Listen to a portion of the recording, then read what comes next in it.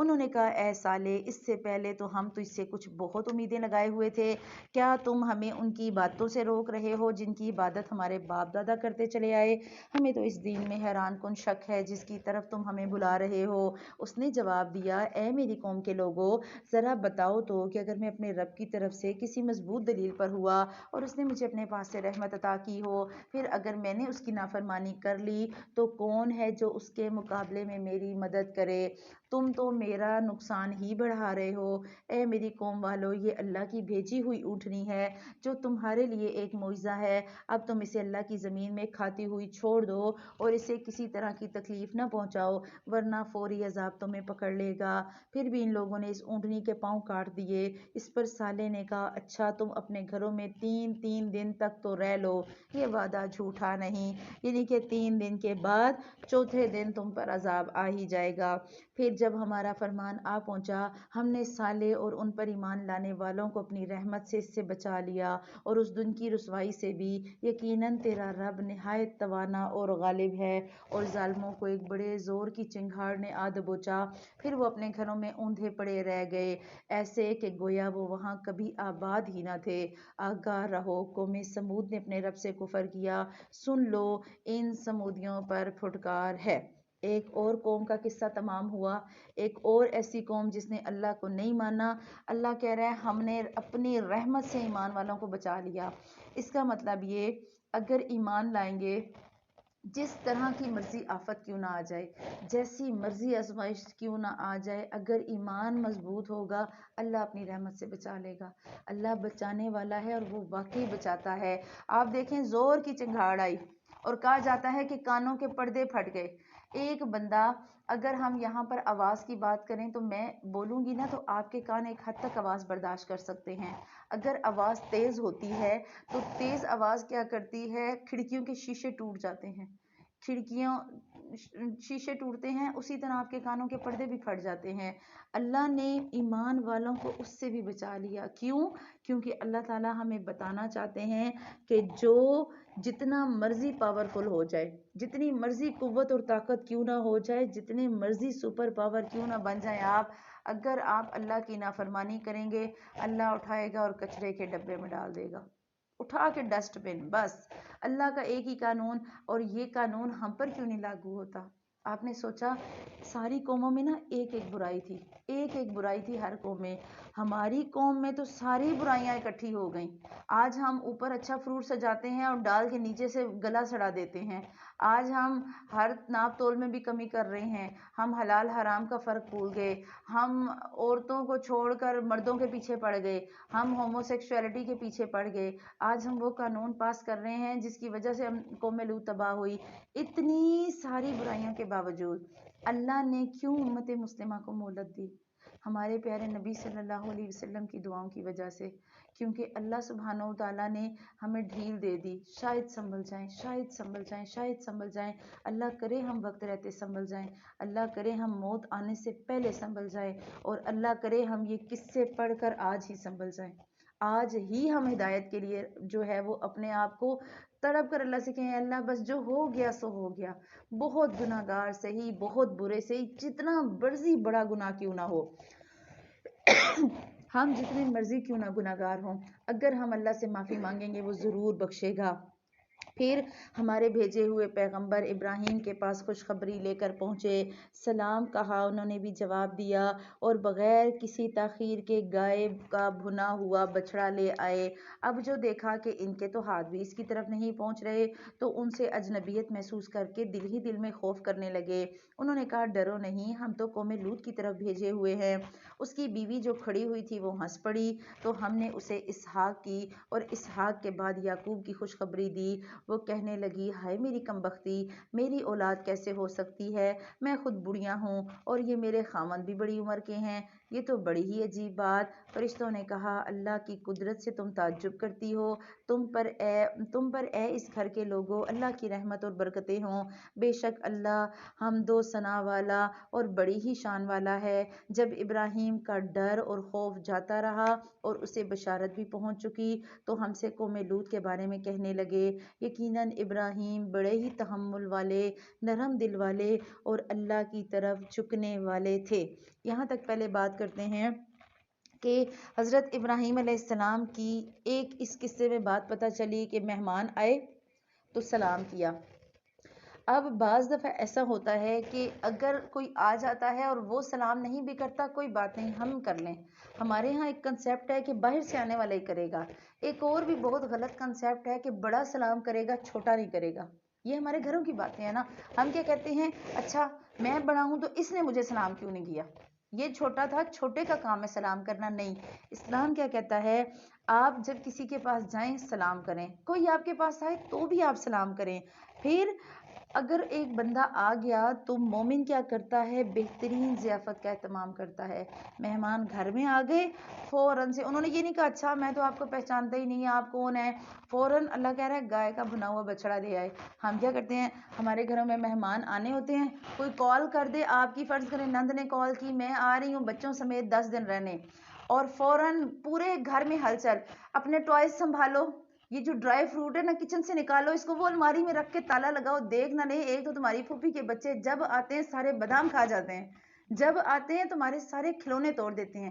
یہ جو کھلونا سب سے مہنگے والا ہے نا، اس کو اندر خبردار ان کے سامنے کھلونے نکالے، تمہیں پتہ ہے نا پچھلی دفعہ وہ آئے تھے وہ یہ توڑ کے چلے گئے۔ اور پھر اگر مہمان غلطی سے آ جائیں، پہلے بتا دیا جاتا ہے یہ بیڈ شیٹ نہیں ہے نا، اب بچے کو ذرا نیچے رکھیے گا، ذرا بچے کو اوپر نہیں کرنا، پتہ ہے آپ کے بچہ پیشاب کر دیتا ہے، پچھلی دفعہ بھی آپ نے بیڈ شیٹ خراب کر دی تھی۔ ہم ایسے بات کرتے ہیں۔ اسلام کیا بتاتا ہے، مہمان اللہ کی رحمت ہے، اچھی طریقے سے بات کریں۔ اگر آپ نے ان کے بچے کو بیڈ شیٹ پہ نہیں بٹھانا، بچھونی دے دیں کہ آپ یہ نیچے رکھ لیں۔ ہم بات اتنے تلخ انداز میں کرتے ہیں اور اتنے برے طریقے سے کرتے ہیں، اور ہمارے بچوں کو پتہ ہوتا ہے کہ اگر ہمارا فلاں رشتہ دار آئے گا تو اماں نے کیا کیا چھپانے کو کہنا ہے، بچہ پہلے ہی چھپا لیتا ہے۔ اچھا، اور بچہ پوچھ رہا ہوگا اچھا تمہارے بابا نے تمہیں جو ٹوائے دیا تھا وہ کہاں ہے، اور بچہ کہہ رہا ہوتا ہے نہیں مجھے تو نہیں دیا تھا، آپ کو کس نے بتایا ہے، مجھے تو نہیں دیا تھا۔ تو ہم نے اپنے بچوں کو اتنی آرام سے جھوٹ بولنے سکھا دیے، اتنی آرام سے یہ چیزیں سکھا دی، کون سکھا رہا ہے، ہم خود سکھا رہے ہیں نا۔ ہم جب کہہ رہے ہیں کہ آپ نے نہیں دکھانا، بچہ پھر کیسے دکھائے گا؟ اچھا غلطی سے بچے نے دکھا دیا، ماں صبر کرتی ہے، اور ادھر سے مہمان دروازے سے نکلے، ادھر سے ماں بچے کو پڑاخ پڑاخ پڑاخ لگانا شروع، کہا تھا نا نہیں نکالنا، سنتے تو ہو نہیں، ان کے پیسوں کا آیا ہے، تمہیں پتہ ہے یہ کتنا مہنگا آیا ہے، کما کے لاتے نا تو تمہیں احساس ہوتا، پتہ ہی نہیں، جب پتہ ہے وہ چیزیں توڑ دیتے ہیں تو نکالی کیوں؟ پھر ہم اپنی ملازمہ کو ڈانٹ رہے ہوتے ہیں، اچھا شیشے کے برتن کیوں نکالے، کہا بھی تھا پلاسٹک کا ڈنر سیٹ ٹھیک ہے، یہ جو شیشے کے برتن ہیں نا ان کو دیے ہی اسٹیل کے گلاسوں میں کرو، ان کو دیے ہی پلاسٹک کے گلاسوں میں کرو، تمہیں پتہ ہے نا ان کے بچے شیشے کے گلاس توڑ دیتے ہیں۔ تو یہ جو ساری چیزیں ہیں، ہم قرآن پڑھ رہے ہیں اپنی اصلاح کے لیے، ہم قرآن اس لیے پڑھے ہیں کہ ہمیں ایک ایک آیت سے اپنے لیے سبق ملے۔ جب مہمان گھر میں آئیں، دیکھیں شیشے کے گلاس ہیں وہ ٹوٹیں گے، اگر آپ کی بچی نے غلطی سے چینی کا ڈنر سیٹ نکال دیا ہے آپ کی بیٹی نے، تو یہ اس نے اچھا کیا کہ اس نے مہمان کے لیے اچھے برتن نکالے، اور بچی کے اس کام کی وجہ سے 2 برتن ٹوٹ گئے، ماں پورا مہینہ بچی کو بھی تانے دے گی اور بچی کے باپ کو، تمہاری بہن آئی تھی نا اس کے لیے برتن نکالے تھے، جہیز کا ڈنر سیٹ تھا 2 پلیٹیں ٹوٹ گئی، میری اماں کا خرچہ ہوا تھا نا، تمہارے پیسے لگے ہوتے تو تمہیں پتا ہوتا۔ آ جاتے ہیں روز کھانے، آ جاتے ہیں ہر دفعہ کی چھٹیوں میں، ٹک کے گھر بیٹھا کریں، یہی الفاظ ہوتے ہیں ہر عورت کے منہ پہ۔ اللہ ہمیں مہمانوں کے لیے اپنے دلوں کو کھولنے والا بنائے۔ یہ قرآن اور اس کی ایک ایک آیت آپ کو اور مجھے ٹھیک کرے گی اگر ہم سمجھنا چاہیں، ہم سمجھنا چاہیں تو یہ ایک ایک آیت آپ دیکھیں نا، حضرت یعقوب علیہ السلام نے دیکھا پہچانتے بھی نہیں ہیں اور بکرا بھون کے لے آئے۔ ہم تو انتظار کرتے ہیں کہ مہمان اٹھنے لگے تو پوچھیں بیٹھے نا چائے بناتے ہیں، وہ میں بنانے لگی تھی چائے آپ اٹھ پڑی ہیں اتنی جلدی۔ تو یہ جو سٹائل ہے یہ مومن کا طریقہ نہیں ہے، مومن کے بس میں ہو وہ سب کچھ کرے۔ ایک دفعہ حضرت عثمان کے بارے میں آتا ہے کہ ایک شخص مانگنے کے لیے آیا اللہ کے نبی صلی اللہ علیہ وسلم کے پاس کہ کھانے کو کچھ نہیں، آپ میری مدد کریں۔ آپ صلی اللہ علیہ وسلم کے پاس بھی کچھ نہیں تھا، آپ صلی اللہ علیہ وسلم نے حضرت عثمان کے گھر بھیجا کہ جاؤ اور عثمان سے کہو وہ تمہاری مدد کر دے گا۔ حضرت عثمان کے دروازے پہ پہنچے تو اندر سے آواز آ رہی، حضرت عثمان اپنی بیوی کو کہہ رہے تھے کہ تم نے 2 چراغ کی جگہ 1 چراغ کیوں نہیں جلایا، یہ دوسرا چراغ تم نے کیوں جلایا؟ وہ بندہ یہ الفاظ سن کے واپس چلا گیا کہ جو بندہ اپنی بیوی کو 2 چراغ نہیں جلانے دیتا، آج کے زمانے میں 2 LED بلب کے ایک کمرے میں ایک کافی ہے، دوسرا کیوں جلایا؟ اس نے کہا یہ میری کیا مدد کرے گا؟ اسے نہیں پتا بندہ کون ہے، واپس چلے گئے۔ اللہ کے نبی صلی اللہ علیہ وسلم کے پاس گئے، آپ صلی اللہ علیہ وسلم نے کہا کیا ملا؟ کہتے ہیں کچھ نہیں، میں نے کہا ہی نہیں، میں نے تقاضا ہی نہیں کیا۔ آپ صلی اللہ علیہ وسلم نے کہا کہ تم جاؤ اور تقاضا کرو۔ پھر گئے حضرت عثمان کے پاس گئے، انہیں بتایا کہ مجھے اس طرح اللہ کے نبی صلی اللہ علیہ وسلم نے بھیجا ہے۔ حضرت عثمان اندر گئے تو اندر سے نا اشرفیوں کی پوری وہ تھیلی اٹھا کے لے آئے سونے کے سکوں کی، وہ اس کو دی۔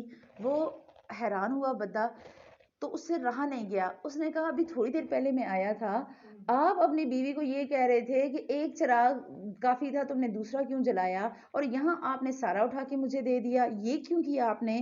وہ کہتے ہیں وہ جو چراغ اندر جل رہا تھا نا، اس کا حساب میں نے دینا تھا کہ میں نے کتنا استعمال کیا، اور یہ جو میں تمہیں دے رہا ہوں نا، اس کا بدلہ اللہ مجھے دے گا کہ میں نے اللہ کے لیے کتنا دیا۔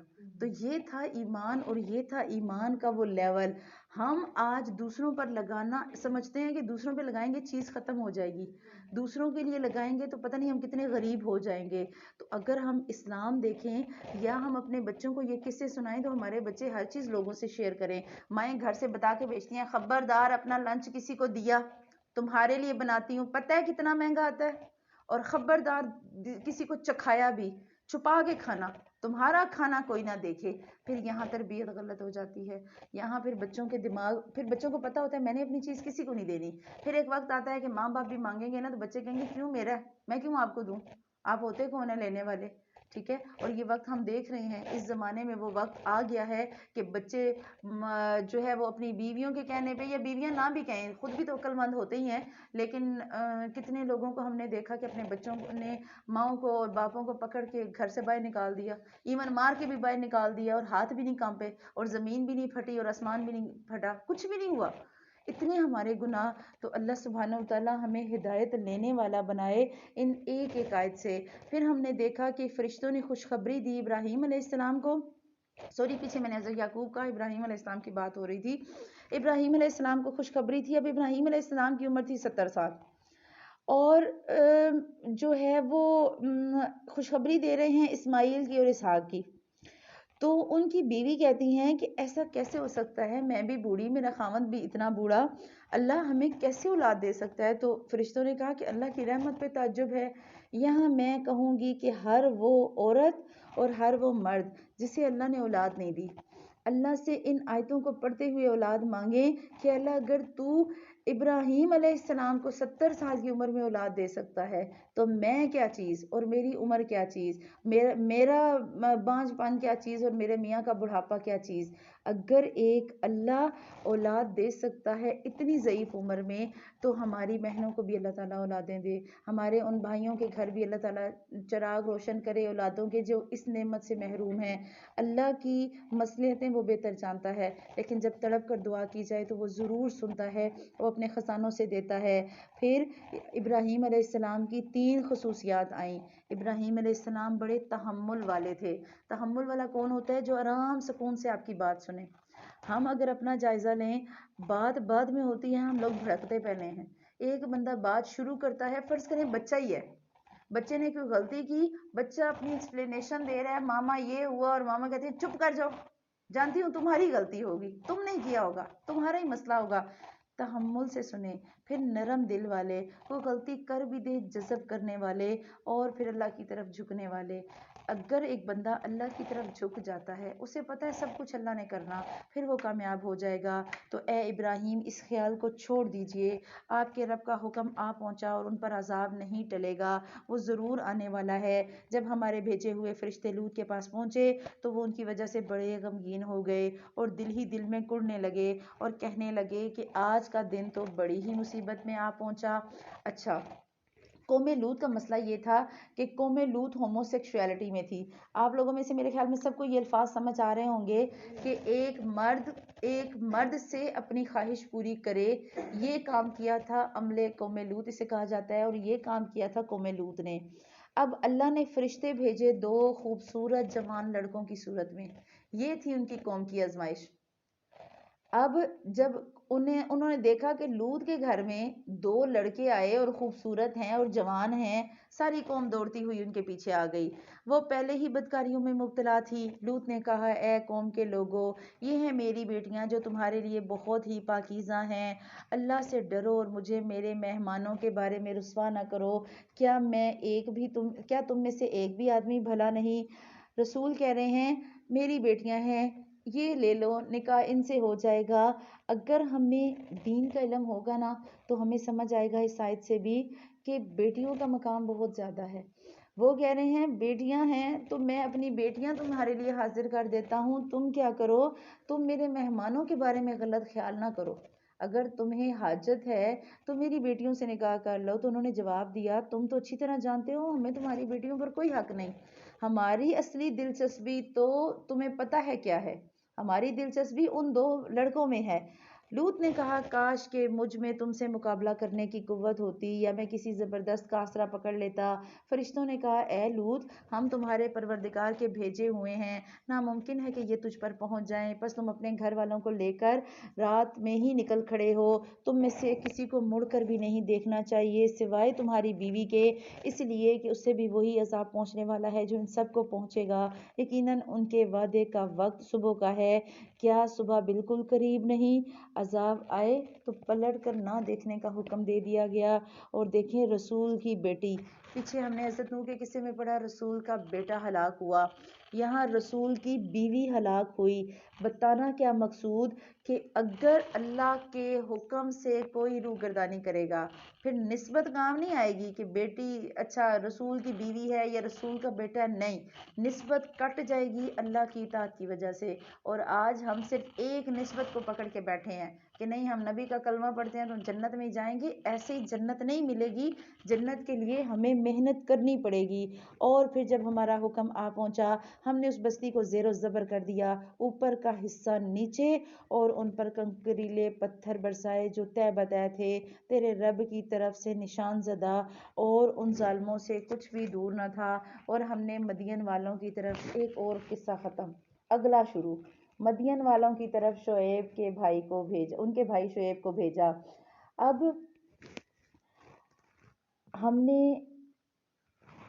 ایک قوم تباہ ہو رہی ہے نا، دوسری قوم آ رہی ہے، دیکھیں سلسلے وار، اس آپ کو لگ رہا ہوگا کہ اس پوری صورت میں سلسلے وار قوموں کا تذکرہ، اور یہ آپ کو اور مجھے جھنجھوڑنے کے لیے ہے کہ ہم سمجھ جائیں کہ اگر اللہ سبحانہ و تعالیٰ اطاعت کرنے والوں کو بچا رہا ہے اور نافرمانی کرنے والوں کو مار رہا ہے تو آپ اور میں کس جگہ کھڑے ہیں؟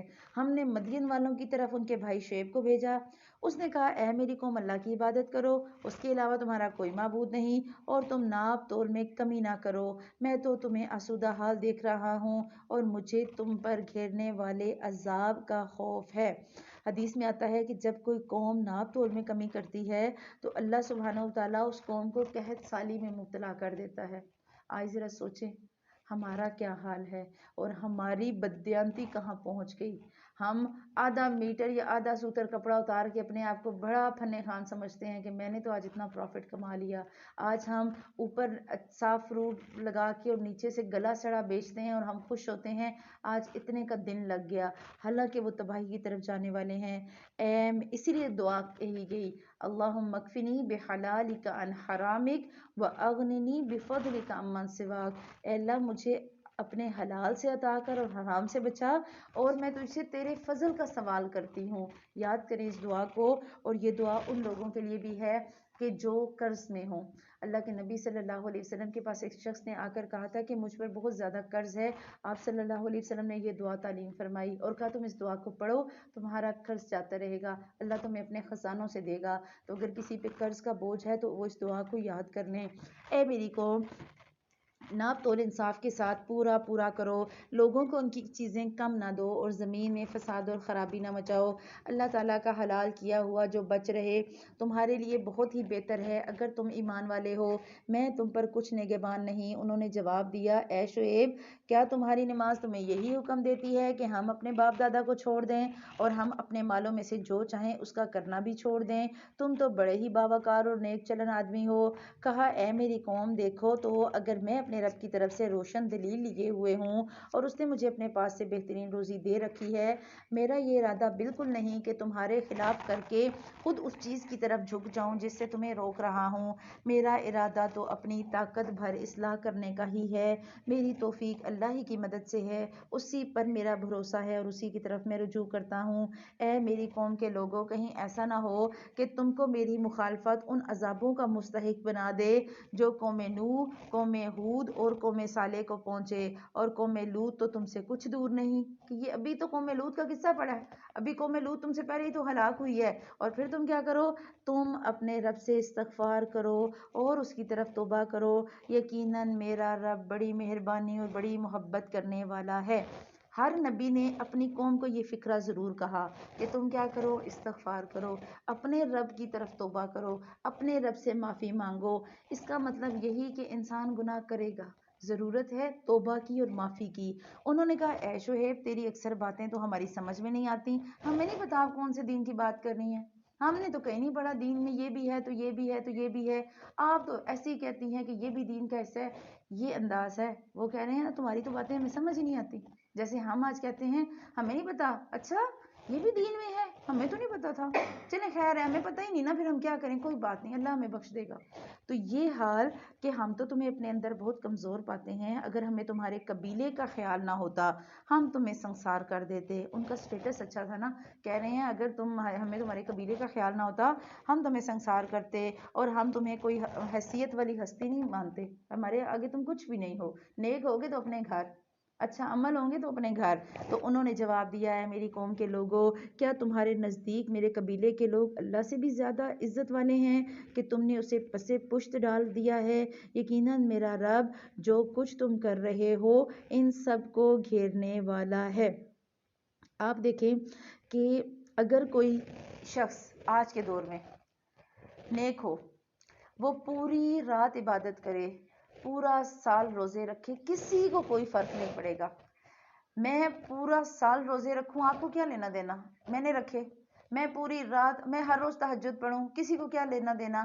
جب میں یہاں بیٹھ کے آپ کو بتاؤں گی کہ دیکھیں آپ میں یہ غلطی ہے، آپ میں یہ قصور ہے، آپ نے اپنی زندگی سے یہ چیزیں نکالنی، پھر آپ سے برداشت نہیں ہوگا۔ ایک بندہ جو عبادت کرتا ہے جتنی مرضی کرے، کسی کو کوئی پرواہ نہیں، پورا دن جتنی مرضی تسبیحاں پڑھے، جتنی مرضی سجدے کرے، کسی کو کوئی فرق نہیں پڑتا، جتنے مرضی قرآن ختم کرے۔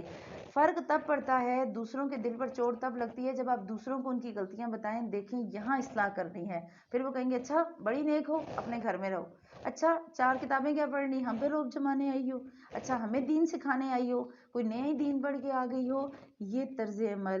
تو وہ کہہ رہے ہیں اے میری قوم کے لوگوں، اب تم اپنی جگہ عمل کیے جاؤ، میں بھی عمل کر رہا ہوں، تمہیں عنقریب پتہ چل جائے گا کہ کس کے پاس وہ عذاب آتا ہے جو اسے رسوا کر دے اور کون ہے جو جھوٹا ہے۔ تم انتظار کرو اور میں بھی تمہارے ساتھ انتظار کرتا ہوں۔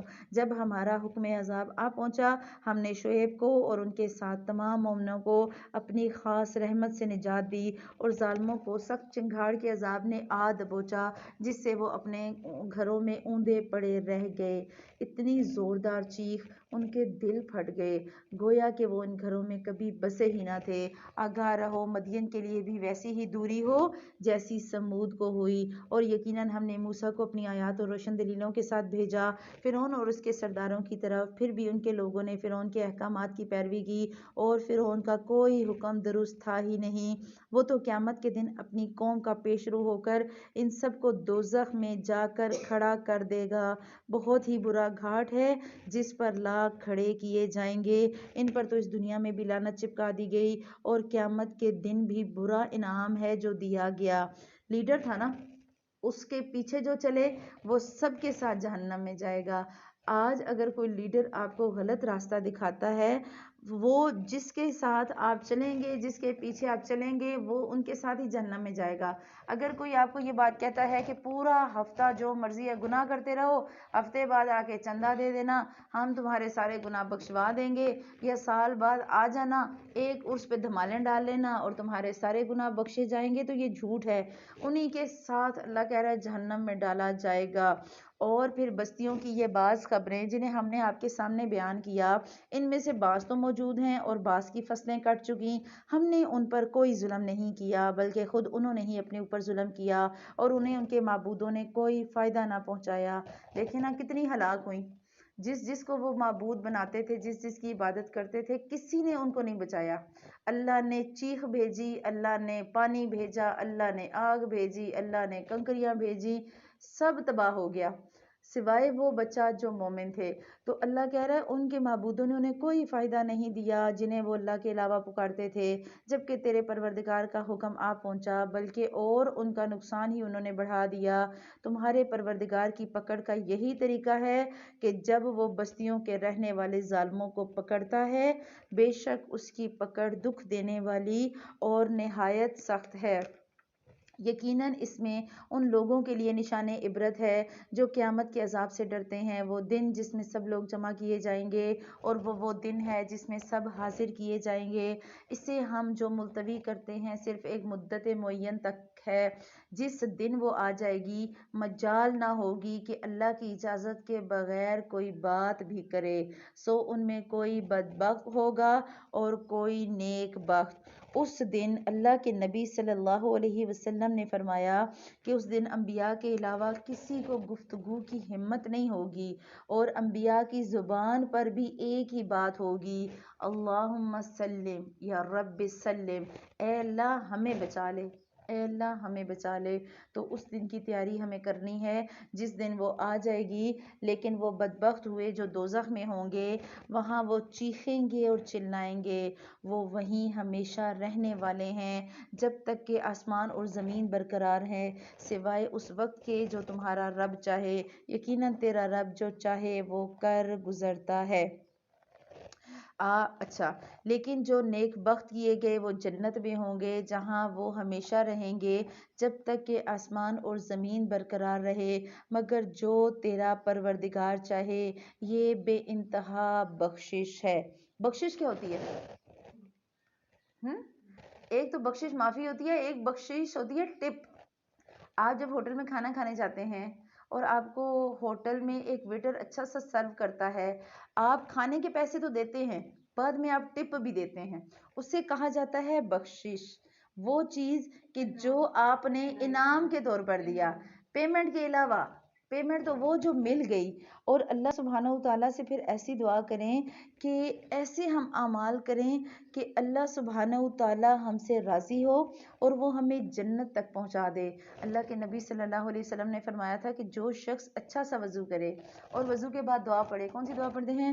اللہم اجعلنی من التوابین وجعلنی من المتطہرین، اے اللہ سبحانہ وتعالیٰ آپ ہمیں توابین یعنی توبہ کرنے والوں میں اور متطہرین یعنی پاکیزہ رہنے والوں میں بنائیے، تو وہ شخص جنت کے جس دروازے سے چاہے گا داخل ہو جائے گا۔ یاد کریں، خود بھی دوسروں کو بھی یاد کروائیں، اور اللہ سبحانہ وتعالی ہمیں وہ وقت نصیب کرے کہ جب ہم جنت تک پہنچیں۔ اس لیے آپ ان چیزوں سے شک و شبہ میں نہ رہیں جنہیں یہ لوگ پوج رہے۔ ان کی پوجا تو اس طرح ہے جس طرح ان کے باپ داداؤں کی اس سے پہلے تھی۔ ہم ان سب کو ان کا پورا پورا حصہ بغیر کسی کمی کے دینے والے ہیں۔ یقیناً ہم نے موسیٰ کو کتاب دی، پھر اس میں اختلاف کیا گیا۔ اگر پہلے ہی آپ کے رب کی بات صادر نہ ہو گئی ہوتی تو یقیناً ان میں فیصلہ کر دیا جاتا۔ انہیں تو اس میں سخت شبہ ہے۔ یقیناً ان میں سے ہر ایک جب ان کے روبرو جائے گا تو آپ کا رب اسے اس کے اعمال کا پورا پورا بدلہ دے گا، بے شک وہ جو کر رہے ہیں ان سے وہ باخبر ہے۔ اللہ سبحانہ وتعالیٰ جانتا ہے ہم کیا کر رہے ہیں، ہم کہاں کیا کرتے ہیں اور کس نیت اور کس سوچ سے کرتے ہیں۔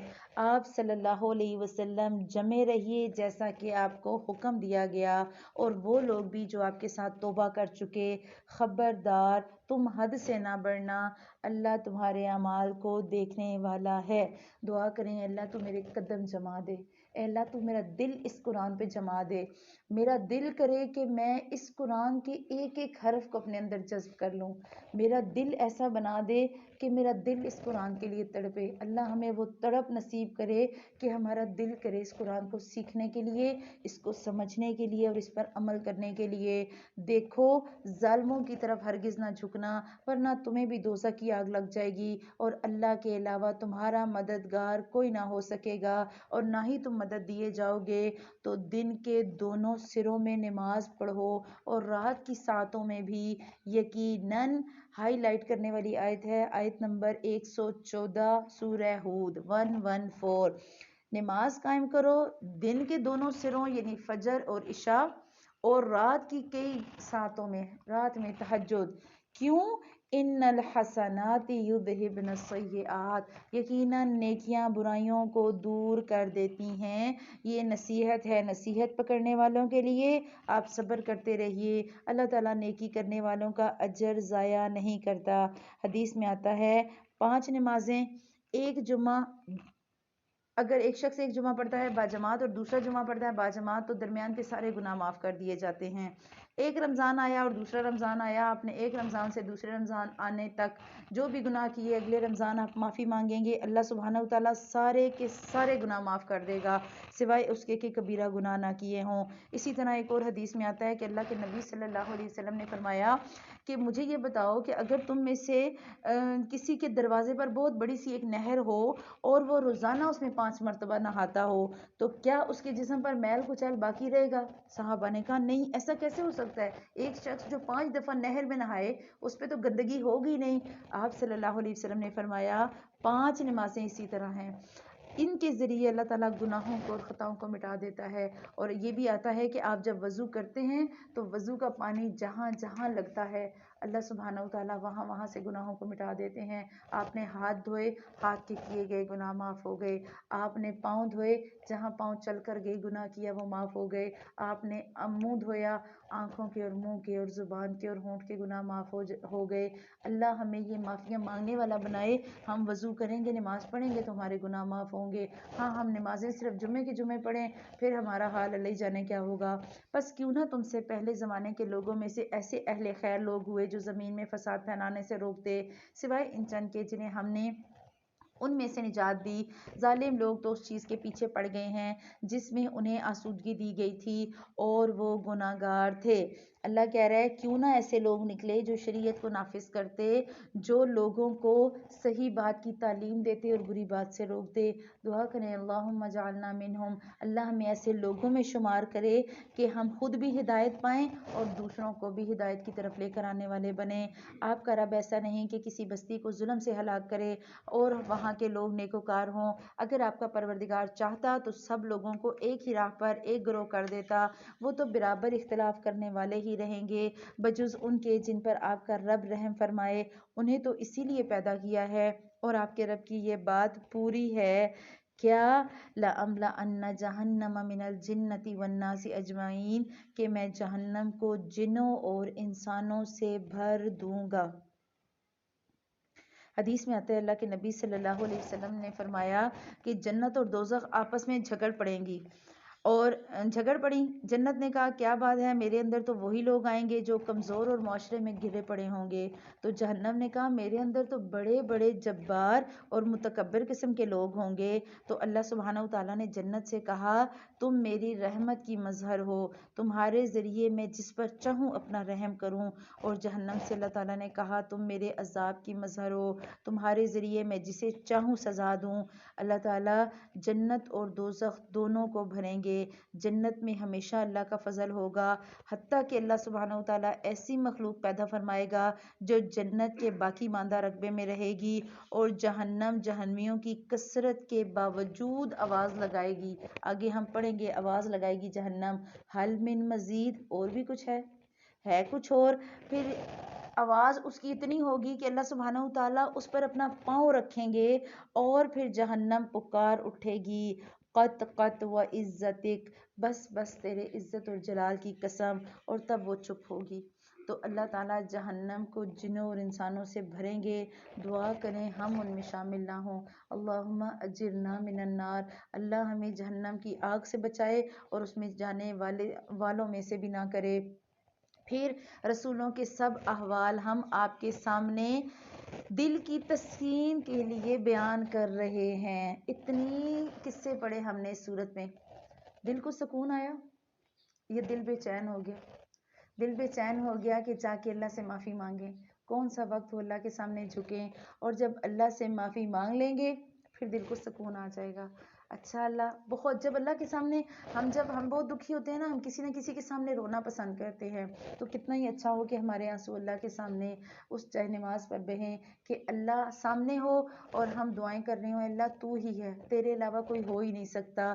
آپ کے پاس اس صورت میں بھی حق پہنچ چکا، جو نصیحت ہے مومنوں کے لیے اور واعظ ہے مومنوں کے لیے۔ ایمان نہ لانے والوں سے کہہ دیجئے تم اپنے طور پر عمل کیے جاؤ، ہم بھی عمل کر رہے ہیں، تم بھی انتظار کرو، ہم بھی انتظار کر رہے ہیں۔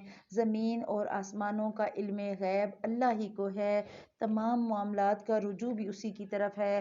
بس اے نبی صلی اللہ علیہ وسلم، اسی کی عبادت کرنی چاہیے اور اسی پر بھروسہ رکھنا چاہیے، اور تم جو کچھ کرتے ہو اللہ اس سے بے خبر نہیں۔ اللہ جانتا ہے آپ اور میں اس وقت اپنے نفس سے کتنا لڑ رہے ہیں، اللہ جانتا ہے اس وقت آپ کی اور میری دل کی حالت کیا ہے۔ وہ کہا تھا نا کسی نے، جانے نہ جانے گل ہی نہ جانے باغ تو سارا جانے ہے۔ اللہ ہمارے دلوں کی کیفیات جانتا ہے۔ اللہ سبحانہ و تعالی ہمیں ہمارے دلوں کو تھام لے، اللہ ہمارے دلوں کو ہدایت پہ جما دے۔ آگے شروع ہو رہی ہے سورہ یوسف۔ سورہ یوسف مکی صورت ہے، 111 آیتیں ہیں اور 12 رکوع ہیں۔ بسم اللہ الرحمن الرحیم۔ الف لام را، یہ روشن کتاب کی آیات ہیں۔ یقیناً ہم نے قرآن کو عربی زبان میں نازل فرمایا تاکہ تم سمجھ سکو۔ ہاں اچھا، ہمیں سمجھ آتی ہے عربی کی؟ کوئی نہیں آتی؟ نہیں آتی نا عربی؟ ہاں سیکھیں اور سمجھیں۔ قرآن اصل میں عربوں کے لیے آیا تھا نا اس وقت، تو عربوں کو عربی آتی تھی۔ ہمارا مسئلہ یہ ہے کہ ہم عربی سیکھنے کی کوشش نہیں کرتے۔ جہاں ہم اردو سیکھ سکتے ہیں، جہاں ہم بڑھاپے میں انگلش سیکھ سکتے ہیں، وہاں ہم عربی بھی سیکھ سکتے ہیں اگر ہم چاہیں، اور ہم چاہتے نہیں نا، کیونکہ ہم انگلش تو اس لیے بولتے ہیں کہ ہم ماسی پہ روب ڈالیں، کہ ہم اپنے خاندان کے لوگوں پہ روب ڈالیں کہ میرے پاس پیسہ آ گیا نا، میرا بیٹا اچھا کمانے لگ پڑا تو مجھے انگلش بڑی آتی ہے، لیکن ہم عربی نہیں سیکھتے کیونکہ وہ ہمارے اللہ کے ساتھ ہمارا معاملہ ہے۔ اللہ ہمیں یہ سیکھنے والا بنائے۔ ہم آپ کے سامنے بہترین بیان پیش کرتے ہیں اس وجہ سے کہ ہم نے آپ کی طرف یہ قرآن وحی کے ذریعے نازل کیا، اور یقیناً آپ صلی اللہ علیہ وسلم اس سے پہلے بے خبروں میں سے تھے۔ جب کہ یوسف علیہ السلام نے اپنے باپ سے ذکر کیا کہ ابا جان، میں نے 11 ستاروں کو اور سورج کو اور چاند کو دیکھا ہے کہ وہ سب مجھے سجدہ کر رہے ہیں۔ قریش مکہ نے نا جب یہود کے کنعان سے مصر جانے کی وجہ پوچھی تھی، کیونکہ یہود کنعان میں رہتے تھے، تو وجہ پوچھی کہ وہ مصر کیوں گئے۔ پھر صورت نازل ہوئی، کیونکہ سورہ یوسف ہمیں بتائے گی کہ ہم نے اپنی زندگی میں معاملات کیسے کرنے، ایک زندگی میں رہتے ہوئے ہمیں کون کون سی مشکلات آئیں گی اور ان مشکلات میں ہم نے صبر کیسے کرنا۔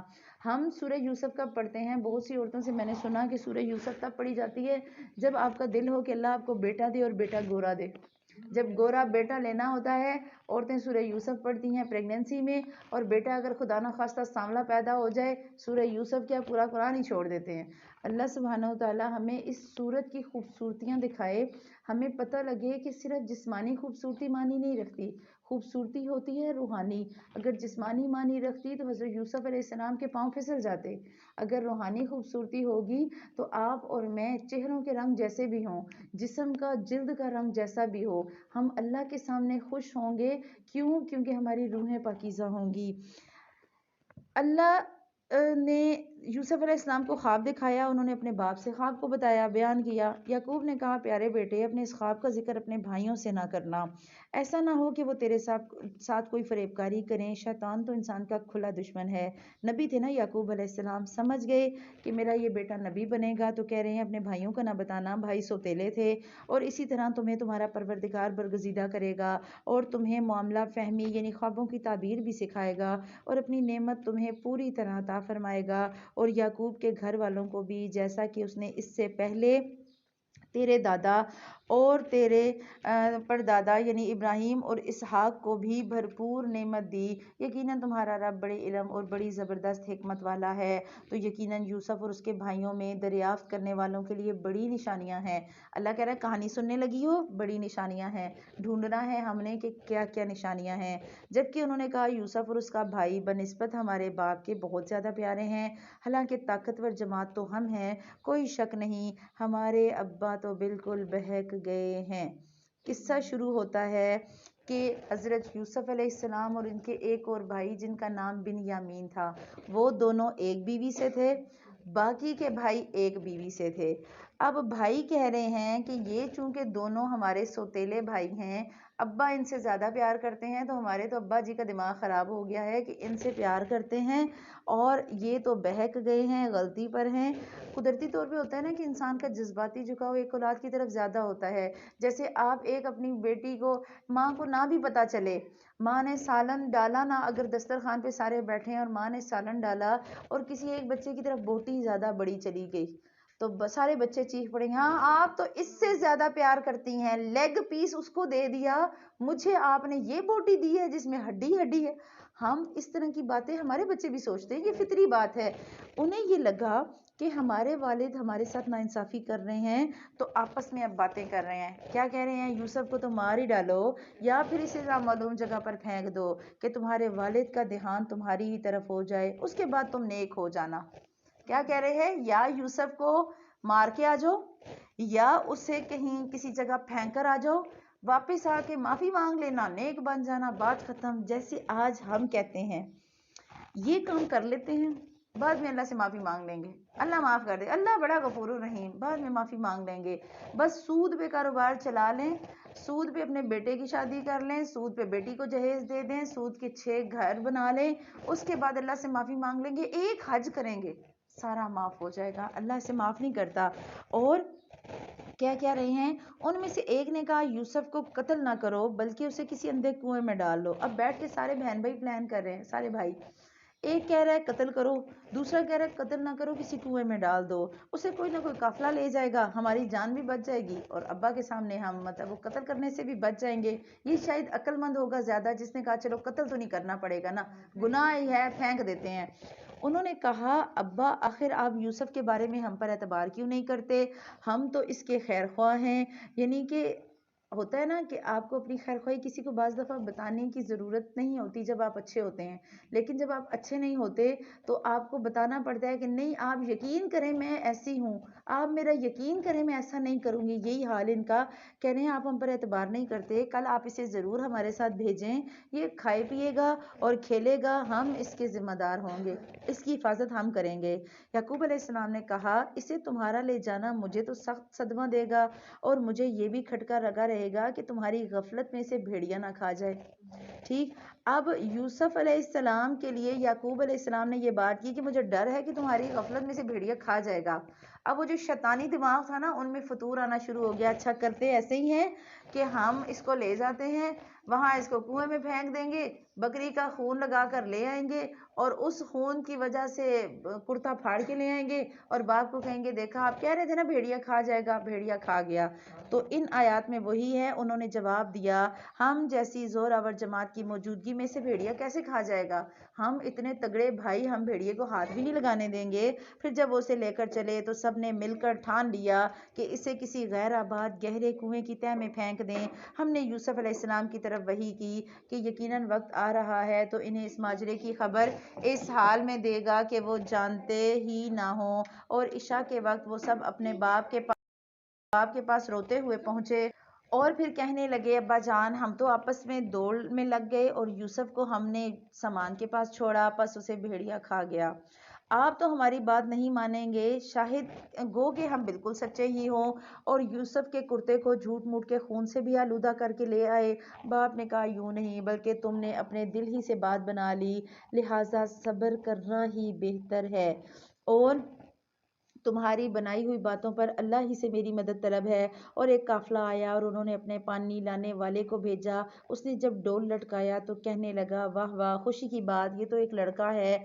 उन्होंने इसे माले तिजारत करार देकर छुपा दिया और अल्लाह ताला इससे बाखबर था जो वो कर रहे थे। उन्होंने इसे बहुत ही हल्की कीमत पर, गिनती के चंद दिरहमों पर ही बेच डाला। वो तो यूसुफ के बारे में बड़े ही बेरगबत थे। उन्हें पता नहीं था ना कि ये आगे आने वाले वक्त का नबी है, इसलिए उन्होंने चंद सिक्कों के लिए बेच दिया। मिस्र वालों में से जिसने उसे खरीदा उसने अपनी बीवी से कहा, इसे बहुत इज्जत और एहतराम के साथ रखो, बहुत मुमकिन है ये हमें फ़ायदा पहुंचाए या इसे हम अपना बेटा ही बना लें। यूं हमने मिस्र की सरजमीन में यूसुफ के कदमों को जमा दिया और हमने उसे ख्वाब की ताबीर का कुछ इल्म दिया।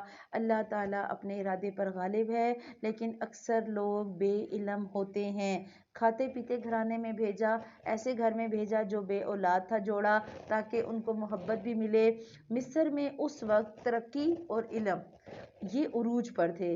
अल्लाह ने उसी तरक्की की वजह से उन्हें ख्वाब की ताबीर सिखाई, और जब यूसुफ पुख्तगी की उम्र को पहुंच गए, हमने उसे कुव्वत फैसला और इल्म दिया। हम नेकोकारों को इसी तरह बदला देते हैं। उस औरत ने जिसके घर में यूसुफ थे, यूसुफ को बहलाना फुसलाना शुरू किया कि वो अपने नफ्स की निगरानी छोड़ दे, और दरवाजे को बंद करके कहने लगी कि आ जाओ। यूसुफ ने कहा, अल्लाह की पनाह, वो मेरा रब है, मुझे उसने बड़ी अच्छी तरह रखा हुआ है। बेइंसाफी करने वालों का भला नहीं होता। उस औरत ने यूसुफ की तरफ जाने का इरादा किया और यूसुफ उसका कष्ट करते अगर वो अपने परवरदिगार की दलील न देखते। यूं ही हुआ उस वास्ते कि हम उससे बुराई और बेहयाई को दूर कर दें। बेशक वो हमारे चुने हुए बंदों में से थे। दोनों दरवाजे की तरफ दौड़े और उस औरत ने यूसुफ का कुर्ता पीछे की तरफ से खींचकर फाड़ डाला, और दरवाजे के पास ही औरत का शोहर दोनों को मिल गया। तो वो औरत कहने लगी, जो शख्स तेरी बीवी के साथ बुरा इरादा करे उसकी तो यही सज़ा है कि उसे कैद कर दिया जाए या कोई और दर्दनाक सज़ा दी जाए। यूसुफ ने कहा, ये औरत ही मुझे फिसला रही थी। और औरत के कबीले ही के एक शख्स ने गवाही दी कि अगर उसका कुर्ता आगे से फटा है तो औरत सच्ची है और यूसुफ झूठ बोलने वालों में से है, और अगर यूसुफ का कुर्ता पीछे से फाड़ा गया तो औरत झूठी है और यूसुफ सच्चों में से है। खामन ने जब देखा तो यूसुफ का कुर्ता पीठ की जानिब से फाड़ा गया था, तो साफ कह दिया, ये तो तुम औरतों की चालबाजी है, बेशक तुम्हारी चालबाजी बहुत बुरी है। यूसुफ, अब इस बात को आती जाती करो, ओ ए औरत, तुम अपने गुनाह की तौबा करो, बेशक तुम गुनाहगारों में से हो। यहाँ तक का जो हमने किस्सा पढ़ा, अजीज़ मिस्र था, बड़ी उम्र का था, बीवी जो थी वो कम उम्र थी, जवान थी। उसने जब यूसुफ अलैहिस्सलाम की खूबसूरती देखी तो वो आहिस्ता आहिस्ता उसके दिल में मोहब्बत बढ़ी। उसने जब इरादा किया तो अल्लाह कह रहा है, यूसुफ भी इरादा कर लेते अगर हम उनके दिल को ना थामते। औरत अगर चाहे तो औरत अपनी अदाओं से बड़े बड़े मर्द, बड़े बड़े नेक और मुत्तकी का दिल जो है वो बहला फुसला लेती है। जब औरत की चालाकियां सामने आ गईं, औरत का फरेब सामने आ गया, तो औरत ने क्या किया, कमरे में बंद कर लिया, कोशिश की, कुर्ता फट गया। जब दरवाज़ा खुला तो औरत की चालाकी क्या, उसका मकर क्या, फ़ौरन अपने शोहर को कह रही है, देखो ये तो तुम्हारी बीवी के साथ बुरा इरादा रखता था। अगर उस औरत को मोहब्बत होती तो वो ये ना कहती कि ये गलत है, वो कहती मैं गलत थी।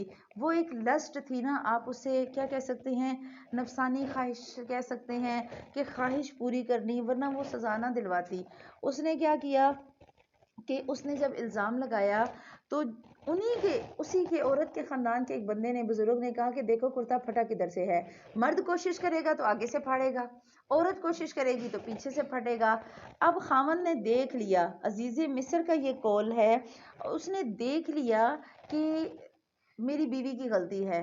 कह क्या रहा है, यूसुफ इस बात को आती जाती करो, कोई बात नहीं, इट्स ओके। सोचें वो मुआशरा कैसा होगा जहां इतनी बड़ी बात पर भी कह रहा है चलो छोड़ो, खत्म करते हैं इस बात को। अच्छा यूसुफ, खैर है, मेरी बीवी की गलती थी, सॉरी तुम कह दो। क्यों? क्योंकि वो एक बड़े ओहदे पे था, लोगों को पता चलेगा कि अच्छा इसकी बीवी ऐसी है, तो उन्होंने कहा कोई बात नहीं। और कहा जाता है कि उस वक्त एक्स्ट्रा मैरिटल अफेयर्स उरूज पे थे, यानी कि तो जब الزام لگ گیا، اور دیکھیں وہ معاشرہ کیسا تھا کہ ایکسٹرا میریٹل افیئر ایک عام سی بات، اسی لیے تو مرد کہہ رہے ہیں مردوں میں غیرت نہیں تھی نا، ورنہ وہ اپنی بیوی کو جیل میں ڈالتا، وہ کیا کہہ رہا ہے چھوڑو اس بات کو آئی گئی کرو، اور یوسف تم اس طرح کرو، تم سوری کر دو۔ اب وہ کہہ رہا ہے کہ جو کیا کہتے ہیں یوسف علیہ السلام نے سوری نہیں کیا، جیل میں ڈال دیا گیا۔ اب شہر کی عورتوں میں باتیں ہو گئیں، ایسی باتیں تو ویسی عورتیں بڑی تیز پھیلاتی ہیں، شہر کی عورتوں میں چرچا ہونے لگا کہ عزیز کی بیوی تو اپنے جوان غلام کو اپنا مطلب نکالنے کے لیے بہلانے لگی، ان کے دل میں یوسف کی محبت بڑھ گئی۔ یہ دیکھیں شیطان نے وار کیا، اچھا اتنا خوبصورت ہے، ہم بھی دیکھیں ہے کیسا، ہمارے خیال میں وہ سری گمراہی میں ہے۔ اس نے جب ان کی باتیں سنی اور ان کی غیبت کا حال سنا تو انہیں بلا بھیجا، ان کے لیے ایک مجلس مرتب کی اور ان میں سے ہر ایک کو چھری دی اور کہا اے یوسف ان کے سامنے چلے آؤ۔ ان عورتوں نے جب اسے دیکھا تو بہت بڑا جانا اور اپنے ہاتھ کاٹ لیے اور زبان سے نکل گیا حاش اللہ، یہ انسان تو ہرگز نہیں، یہ تو یقیناً کوئی بہت ہی بزرگ فرشتہ ہے۔ آپ دیکھیں اخلاق سے گرا ہوا معاشرہ کہ ایک عورت کی کہانی پورے معاشرے میں پھیلی، وہ سب کو دعوت دے رہی ہے، سب کو بلا رہی ہے، اور پھر کہہ رہی ہے آؤ ذرا دیکھو اس حسن کو جسے دیکھ کر میں پھسلی، تمہیں بھی پتا چلے یہ حسن کیا ہے۔ اور جب عورتوں نے دیکھا تو سب نے کہا کہ یہ یوسف علیہ السلام انسان نہیں بلکہ کوئی فرشتہ ہیں۔ اور اس وقت عزیز مصر کی بیوی نے کہا یہی ہے جس کے بارے میں تم مجھے تانے دے رہی تھی، میں نے ہر ممکن اس سے اپنا مطلب حاصل کرنا چاہا لیکن یہ بال بال بچا رہا، اور جو کچھ میں اس سے کہہ رہی ہوں اگر یہ نہیں کرے گا تو یہ قید کر دیا جائے گا اور بے شک یہ بڑا بے عزت ہوگا۔ دیکھیں کیسا معاشرہ تھا۔ عورتیں ہمارے ہاں الحمدللہ ثم الحمدللہ ایسا وقت نہیں آیا کہ عام ایک عورت اتنی بڑی بات کرے کہ ٹھیک ہے وہ مجھے فلاں اچھا لگتا ہے یا فلاں اچھا لگتا ہے۔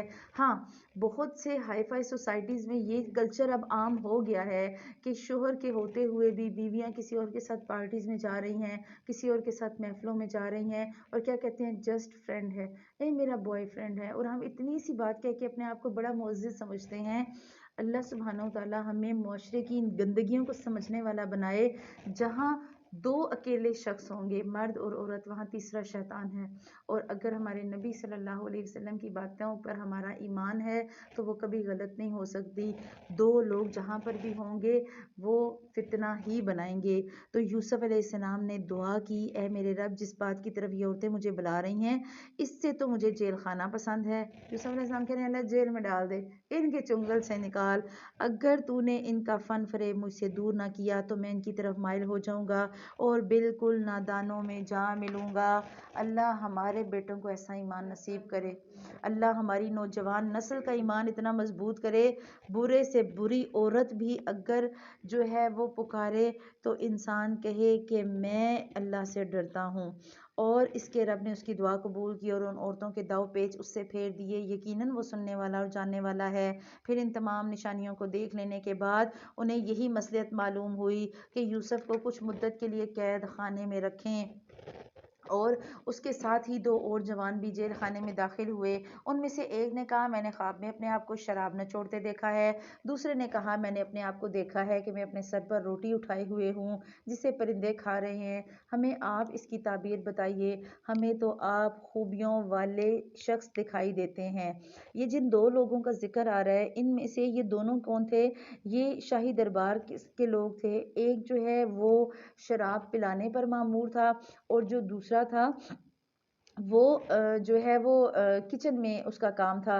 تو یہاں بات یہ کی جا رہی کہ جب انہوں نے اپنا خواب سنایا یوسف علیہ السلام کو تو چونکہ انہیں اپنی کسی حرکت کی وجہ سے جیل میں ڈالا گیا تھا، تو جب یوسف علیہ السلام کو خواب سنایا تو انہوں نے تعبیر کیا بتائی؟ یوسف نے کہا تمہیں جو کھانا دیا جاتا ہے اس کے تمہارے پاس پہنچنے سے پہلے ہی میں تمہیں اس کی تعبیر بتا دوں گا، اور یہ سب اس علم کی وجہ سے جو میرے رب نے مجھے سکھایا۔ میں نے ان لوگوں کا مذہب چھوڑ دیا جو اللہ پر ایمان نہیں رکھتے اور آخرت کے بھی منکر ہیں، میں اپنے باپ دادا کے دین کا پابند ہوں، یعنی ابراہیم اور اسحاق اور یعقوب کے دین کا۔ ہمیں ہرگز سزاوار نہیں کہ ہم اللہ تعالیٰ کے ساتھ کسی کو بھی شریک کریں، ہم پر اور تمام لوگوں پر اللہ تعالیٰ کا یہ خاص فضل ہے، لیکن اکثر لوگ ناشکری کرتے ہیں۔ اے میرے قید خانے کے ساتھیوں، کیا کئی ایک پروردگار سے ایک پروردگار بہتر نہیں، یا ایک اللہ زبردست جو طاقتور ہو، اس کے سوا تم جن کی پوجا پاٹ کر رہے ہو وہ سب نام ہی ہیں جو تم نے اور تمہارے باپ دادا نے خود ہی گھڑ لیے۔ اللہ تعالیٰ نے ان کی کوئی دلیل نازل نہیں کی، فرما روائی صرف اللہ ہی کی ہے۔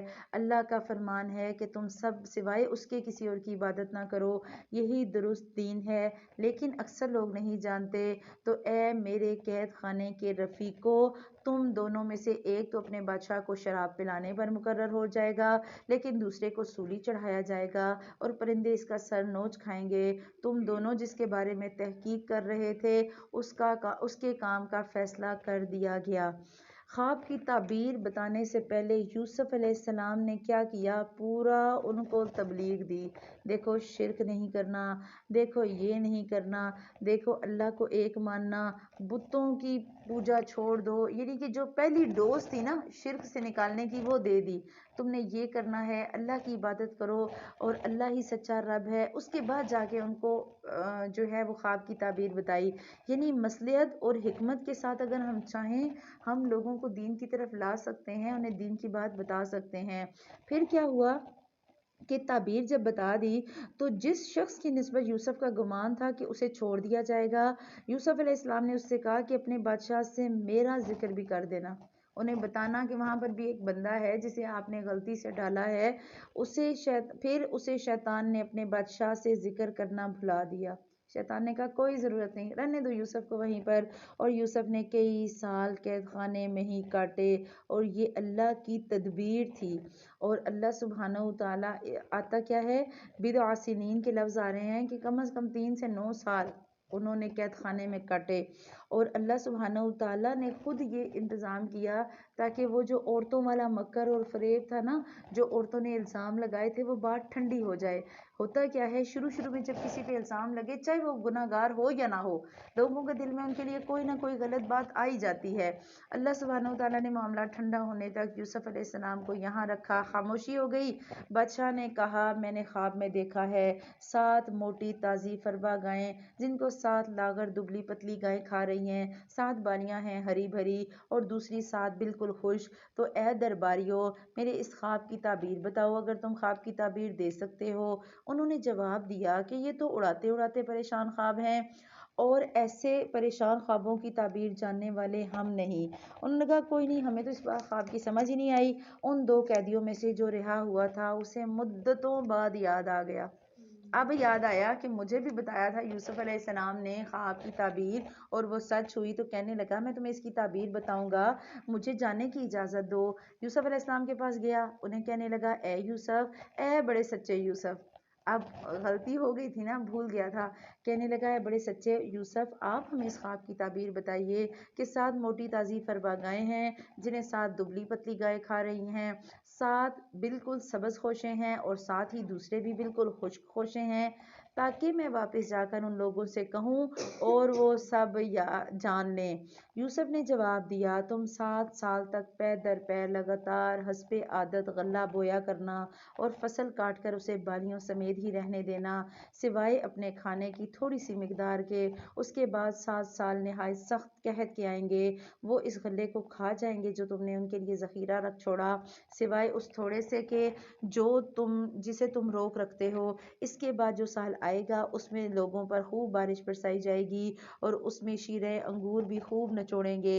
بادشاہ نے کہا یوسف کو میرے پاس لاؤ۔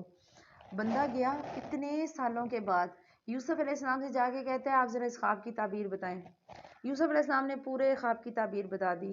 سوچیں ذرا ان کی جگہ آپ یا میں ہوتے، ہم کیا کہتے؟ اچھا آ گئی میری یاد، جب گئی تھی بادشاہ کے دربار میں تب تو تمہیں میں یاد نہیں آئی، اب یاد آ گئی، اچھا اب خود میں مصیبت آئی ہے نا، اب میری یاد آئی ہے، اب جاؤ، اب میں نہیں بتاتی، اب جاؤ جو کرنا ہے کر لو، چاہے راضی رہو چاہے ناراض رہو، جس سے دل ہے پوچھو، بھائی میں تو نہیں بتاتی، تم نے کو مجھے یاد کیا تھا جو میں کروں؟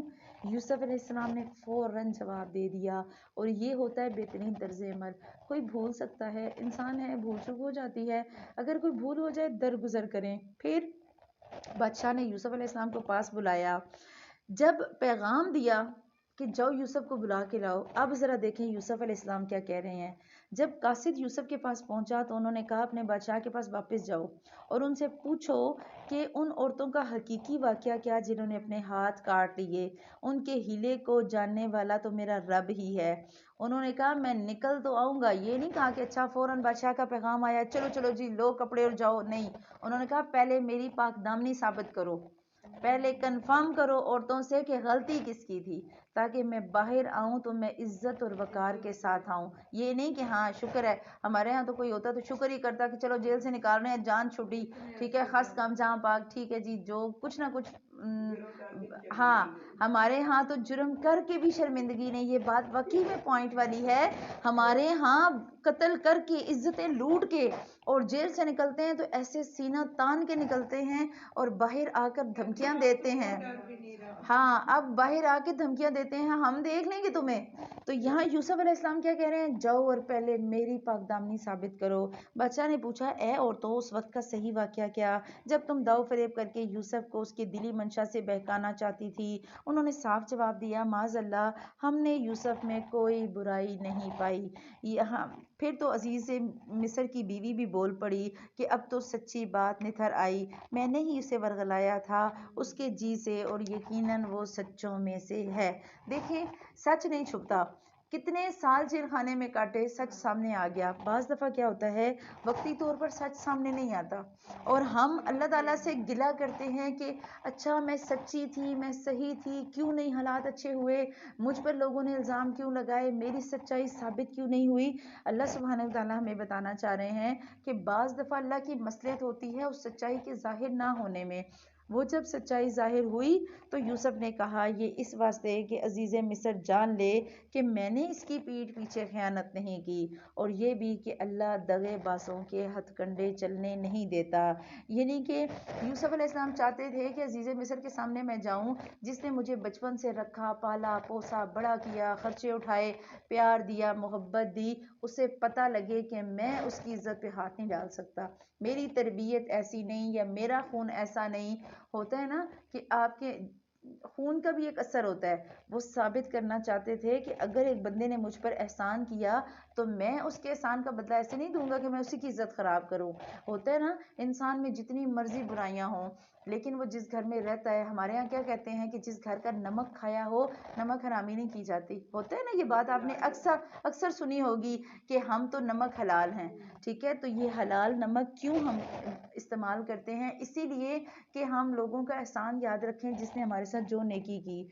दूसरी चीज़ उन्होंने कही कि अल्लाह दगेबाजों के हथकंडे नहीं चलने देता, कोई जितनी मर्जी चाल चल ले, आपके खिलाफ, आपके दीन के खिलाफ, अल्लाह के खिलाफ, इस्लाम के खिलाफ, आपकी अपनी ज़ात के खिलाफ, अगर आप सच्चे हैं अल्लाह ताला उस सच को कहीं ना कहीं जाहिर कर देगा।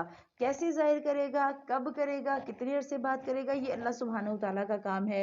आप और मैं इस मामले में कुछ भी नहीं कर सकते। तो अल्लाह सुब्हानहू तआला हमें आगे हम इंशाअल्लाह ताला सूरह यूनुस को यूसुफ को कल मुकम्मल करेंगे। तो अल्लाह सुब्हानहू तआला हमें इस सूरत से वो सारी खूबसूरतियाँ लेने वाला बनाए। आपने और मैंने हमेशा इस सूरत को पढ़ा और हमारे जहन में यही आया कि इसको इसलिए पढ़ना है कि ये खूबसूरती के लिए है। तो अल्लाह सुब्हानहू तआला हमें समझने वाला बनाए कि रिश्तों को कैसे जोड़ा जाता है, अल्लाह के हुक्म पर कैसे चला जाता है। और अल्लाह ताला हमें बताए कि एक ऐसे गंदे और बुरे माहौल में रहते हुए एक जवान मर्द अगर अपनी इज्जत की हिफाजत कर सकता है तो आपके और मेरे मुआशरे को, हमारे घरों के, हमारे बच्चों के मुआशरे को, मुआशरा जितना मर्जी गद्दा क्यों ना हो जाए, हमारे बच्चे पाकिस्तान में रहें या पाकिस्तान से बाहर किसी मुल्क में रहें, हमारे बच्चों के अंदर अगर ईमान होगा वो जिस मर्जी जगह चले जाएं वो अपने आप को गलत नहीं बनाएंगे, अपने आप को बुरा और गुनाहों में लथड़ा नहीं पाएंगे। क्यों? क्योंकि उनके अंदर ईमान होगा। हमें अपने बच्चों के अंदर हज़रत यूसुफ अलैहिस्सलाम वाली क्वालिटीज़ डालनी है। हमें अपने बच्चों को ये सूरह यूसुफ ऐसे पढ़ के सुनानी है, उन्हें बताना है कि माहौल जितना मर्जी बुरा हो, आज हम क्या कहते हैं जी इनका इनका क्या कसूर, माहौल ही ऐसा है, लोग ही ऐसे हैं, फलां ही ऐसा। गंदे से गंदे मुआशरे में भी बाईमान शख्स सलामत रहता है।